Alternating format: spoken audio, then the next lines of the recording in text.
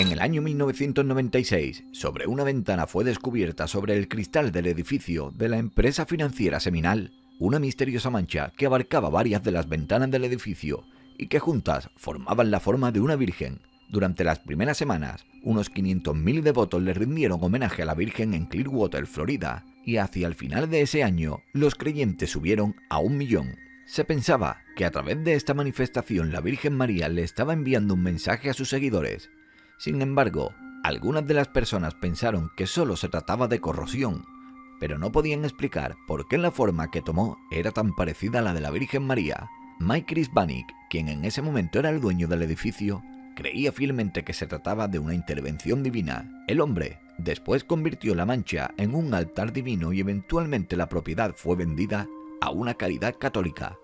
La imagen estuvo allí hasta el año 2004, pues en ese año un adolescente destruyó algunas de las ventanas, dañando la imagen permanentemente. En el año 1973, la Iglesia Católica reconoció un milagro en Aikido, Japón. La hermana Agnes Sasagawa vio la imagen de la Sagrada Virgen María en el pueblo de Yuzadawai. La mujer dijo que la Virgen María tenía un mensaje para todos los creyentes, en el cual se enfatizaba la importancia de la oración y también de la penitencia. La hermana Agnes también tuvo visiones de la persecución dentro de la Iglesia Católica, junto a una visión de una estatua de la Virgen María hecha de madera que parecía que lloraba. Este fenómeno incluso fue captado en Televisión Nacional de Japón. Y en adición a esto, la hermana Agnes también presenció señales de estigmas en la estatua de madera. Se dice que la estatua lloró más de 100 veces. El milagro también fue presenciado por otras monjas y residentes de ese pueblo, y dijeron que la hermana Agnes también mostró señales de estigmas en sus manos y en sus pies. Tanto las lágrimas y la sangre de la estatua fue recolectada y se determinó que ambos fluidos eran de naturaleza humana. La Basílica de Nuestra Señora de los Ángeles es considerada un lugar sagrado. En el año 1635, una niña de Cartago encontró una pequeña estatua negra en una roca cerca de un riachuelo. Pensando que solo era una muñeca, la niña solo tomó el objeto y lo llevó a su casa. Al día siguiente, la estatua había desaparecido de aquel lugar, y la madre y la hija buscaron por todas partes, pero jamás pudieron encontrar nada. Unos días después, la niña regresó al lugar en donde había encontrado la estatua, y allí estaba esa figura de nuevo. La niña la llevó a su casa una vez más, pero la figura desapareció una vez más en la piedra cerca del arroyo. Esto continuó pasándole durante varias semanas, hasta que la familia contactó a un sacerdote local, quien les dijo a estas personas que se trataba de una estatua de la Virgen María y del Niño Jesús. Eventualmente, la estatua fue puesta dentro de una caja de cristal en la iglesia local. Sin embargo, a pesar de que la estatua estaba confinada dentro de la caja, desapareció de nuevo, y como había sucedido antes, la estatua fue encontrada en la misma piedra cerca del arroyo. Esta serie de eventos extraños fue catalogado como un milagro. Actualmente, la estatua se encuentra en exposición continua dentro de una caja dorada en esa iglesia. Los peregrinos de varias partes del mundo vienen a visitarla y a ser testigos de ese milagro. José nació en Cupertino en el año 1603. Él era un chico muy tranquilo, quien fue tratado muy mal por su madre a una temprana edad. No era inusual ver a este hombre merodeando en las calles e intentó el oficio de hacer zapatos, pero eso no le funcionó. Él trató de unirse a la orden franciscana, pero la entrada le fue denegada. Fue la orden de los capuchinos la que le dio la entrada. Sin embargo, después de unos 8 meses, ellos lo desestimaron y su madre lo envió lejos para que fuera sirviente en un monasterio franciscano donde trabajó en los establos. Se dice que durante aquella época José empezó a cambiar. El hombre empezó a orar más y a completar actos de penitencia. La orden franciscana finalmente le permitió estudiar para que se convirtiera en sacerdote. Después de que él fue ordenado, muchas personas empezaron a presenciar muchos milagros alrededor de esta persona. Se dice que él levitaba durante sus oraciones masivas. El primer suceso ocurrió en el 1630 durante las fiestas de San Francisco de Asís. Este suceso incluso sucedió delante del Papa VIII y se cree que levitó hasta unas 70 veces antes de fallecer en el año 1663. Luego fue canonizado en el año 1767, irónicamente en San José, el patrono de los astronautas y los pilotos. Santa Clelia Barberí nació en una familia pobre en 1847. Cuando su padre falleció, su madre se fue con la familia para una iglesia local. Barbieri empezó a percibir educación religiosa y se volvió piadosa a muy temprana edad. En 1861 se unió a los trabajadores del catecismo cristiano como asistente, y la profesora Barbieri estaba encargada de adoctrinar a las niñas. A lo largo de los años, mientras enseñaba, la mujer rechazó varias propuestas de matrimonio, ofreciéndose así en servicio a Dios. La mujer falleció de tuberculosis en el año 1870 y siempre había prometido que ella nunca abandonaría a sus feligreses, pero fue después de su muerte cuando extrañas cosas empezaron a suceder. Exactamente el mismo día que cumplía un año de su muerte, una voz inusual empezó a escucharse cantando en el coro. Los testigos decían que no se parecía a nada que ellos hubieran oído antes, y los creyentes pensaban que se trataba de la voz de Barbieri cantando junto a su congregación. Decenas de personas dicen haber escuchado su voz en la iglesia y en casas que ella visitó en vida, e incluso afirman que la escucharon cantando canciones y recitando pasajes de la Biblia. El Papa Gregorio I estaba encargado de la Sagrada Misa en el año 598, cuando de repente una mujer empezó a reír durante la comunión. Perturbado por su risa, el Papa Gregorio empezó a indagar en ese asunto, y la mujer decía que no podía creer que en la hostia se veía a Cristo, pues ella misma la había horneado. El Papa Gregorio estaba perturbado por la falta de fe de la mujer, por lo que le pidió al Señor que por favor la iluminara con la verdad. Momentos después, la hostia se convirtió en un bulto de carne grasienta, y la mujer incrédula estaba tan asombrada por el acontecimiento que cayó en sus rodillas y comenzó a llorar. Sin embargo, la historia acerca de este evento ha ido cambiando a lo largo de los años. Hay quienes dicen que antes de todo la figura de Jesús puede ser vista en el altar, e incluso la identidad de la mujer incrédula llega a cambiar. También hay reliquias de este milagro que se encuentran en Alemania. La hostia de la Santa Comunión está dentro de un contenedor especial guardado en una iglesia, y miles de creyentes devotos visitan la reliquia todos los años.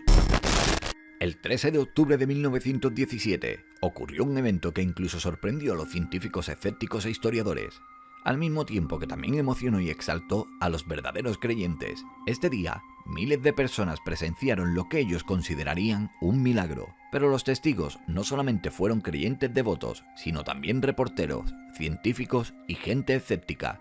Muchas de estas personas vieron lo mismo que esos creyentes.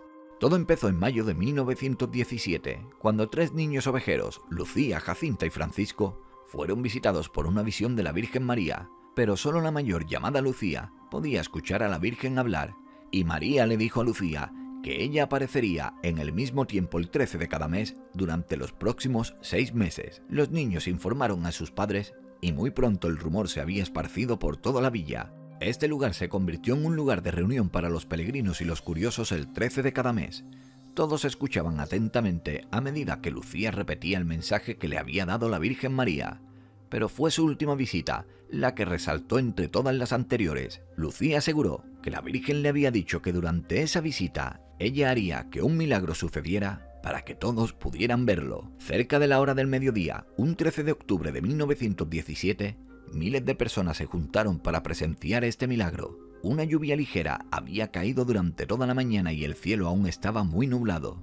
Lucía recibió su última profecía de la Virgen María, quien después levantó las manos al cielo y de repente las nubes se disiparon y todos vieron lo que parecía ser el sol girando por todo el firmamento mientras emanaba colores vibrantes. En un principio, la multitud estaba emocionada por este espectáculo, pero cuando parecía que el sol se estaba desplomando hacia la tierra, todos se llenaron de temor y cayeron en sus rodillas pidiendo misericordia. Eventualmente, el sol volvió a su lugar dejando a todos muy asombrados. Y de acuerdo a los noticieros, el evento duró 10 minutos, pero para muchos de los presentes, esto duró mucho más. Ha existido demasiada especulación con respecto a lo que sucedió aquel día. Muchos pensaron que fue un milagro real que se le dio a las personas con el fin de que renovaran su fe. Otros piensan que se trató de un caso de histeria masiva o de hipnosis colectiva. Y algunos científicos aseguran que como muchas personas lo vieron sin importar su percepción y otras no vieron nada, que la explicación es meramente psicológica. Sin tener en cuenta esto, la Iglesia Católica declaró el milagro del sol ocurrido el 13 de octubre de 1930 como un evento real.